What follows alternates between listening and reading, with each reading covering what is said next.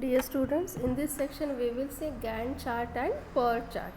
So Gantt chart are mainly used to allocate the resources to the activities.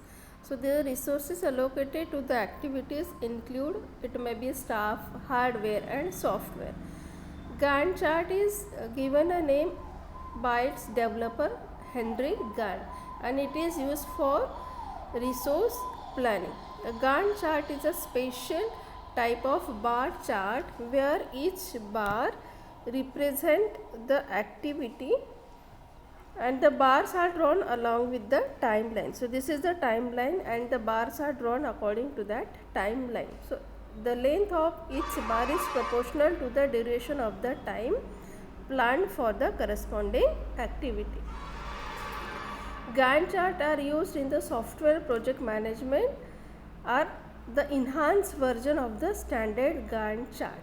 So the Gantt chart which is used for the software project management, here the each bar consists of the white part and the shaded part. Okay. So the shaded part of the bar shows the length of the time each task required to take, and the white part shows the slack time, which is the latest time by which the task is to be finished. So this is the Gantt chart for the MIS problem, where the specification is there. Specification requires 15 days. So January 1 to 15 is the specification. After that, database design and design of GUI part. Okay, after that, code of database part, code of GUI part. So likewise, we can draw the Gantt chart according to the durations which are given into the activity network.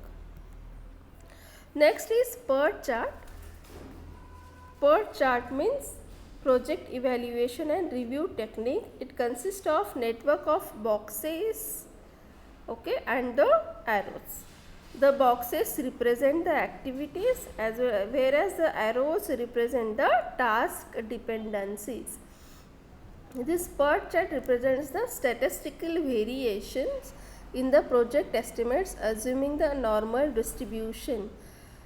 In a PERT chart, instead of making a single estimate for each task, means instead of taking the single estimate of time duration, it estimates pessimistic, likely and optimistic estimates for that activity.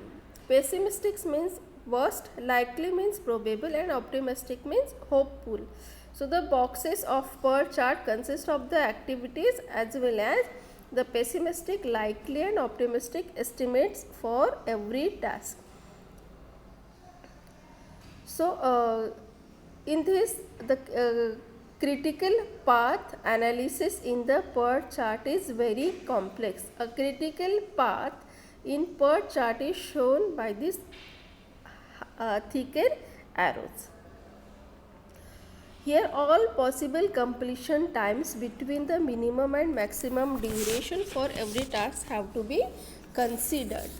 So this is the PERT chart for the MIS problem, where there is a specification which is having three estimates: optimistic, pessimistic and likely. Then design, database GUI, code, database GUI. So this is the PERT chart for MIS problem.